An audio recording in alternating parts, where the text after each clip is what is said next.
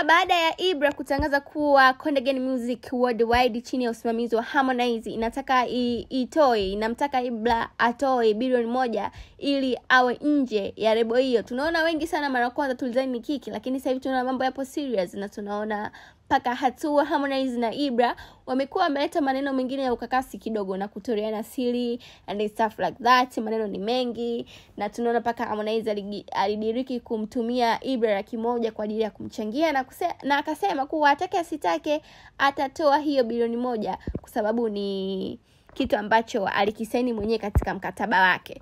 So baada ya hizo rumors zote tunaona leo Harmonize Entertainment Limited chini ya usimamizi wa Harmonize mwenyewe imetoa taarifa kwa umma na kusema uongozi wa Konde Gang Music Worldwide umechukua hatua zifuatazo. Kipengele A kinasema kuanzia leo tarehe 11 mwezi wa 5 mwaka 2025 umemsimamisha rasmi msanii wake Ibrahimu Abdalla na mpunga Ibra kutoa na kushiriki katika shughuli zozote za muziki kama ilivyosainishwa kwenye mkataba wake na lebo.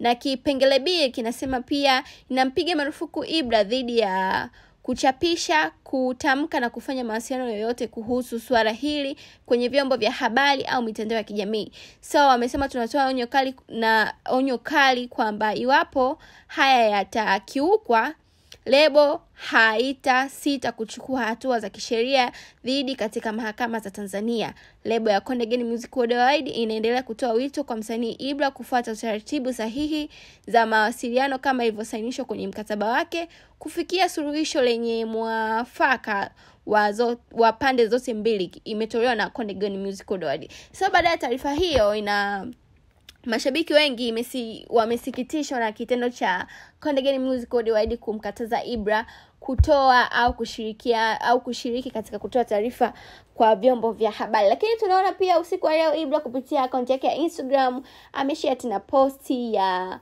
wimbo wake huu wa Copy and Paste. Amesema watu waendelee kusubscribe na vinginevyo. Na sasa story ni kwamba pia tunamwona Diamond Platnumz leo usiku pia ameposti picha zake kali na ameweka huo wimbo wa Copy and Paste. Na ukifuatilia kupitia page ya Instagram ya Diamond Platnumz tunaona comments zimekuwa nyingi kwa sababu watu wengi pia wamesema Diamond anataka kupita na upepo. Watu wanasema Diamond amsaidie Ibra, kila shabiki anasema lake. Hili unaonaje? Diamond kwa nini ameamua kuposti wimbo wa Ibra kwenye posti ya picha yake? Sasa baada ya tukio hilo pia tunamwona Harmonize akaenda viral na yeye. Akaposti picha, akaiposti Insta story picha ya Diamond, lakini akaweka emoji fulani hivi na kusema asikubali kupitwa. Sasa hilo ili mradi aonekane kamchukua yeye dogo, hata umkatai vipi kinganga kama hakutoa milioni 600 vile. Hapendi kabisa kuona swala linapita. Na akasema na ukiachana na chaka yake ya Tarime haikutendi basi ndio hivyo. So tunamwona Harmonize amekuwa ni mtu ambaye na yeye anajibizana. Na ukiona Taiba, ukiona kiposti na anajibizana. Na hapo Diamond ameposti na yeye akamjibu kuwa hataki kupitwa na trending, na yeye akaamua kuweka hiyo nyimbo ya Copy and Paste. So drop ya comment hapo chini. Unaonaje hili swala la Diamond kuweka nyimbo ya Ibra? Na tunaona sasa hivi kuna ukakasi kidogo kati ya Ibra na Konde Gang Music Worldwide. Harmonize na huyu Harmonize pia alikuwa ni msanii wa Diamond Platnumz. So mambo ni mengi. Drop ya comment. Unaonaje hii kesi ya Ibra inavyoenda? Usisahau kulike, kushare, kusubscribe Bugani TV, Media_TV. I'm signing out.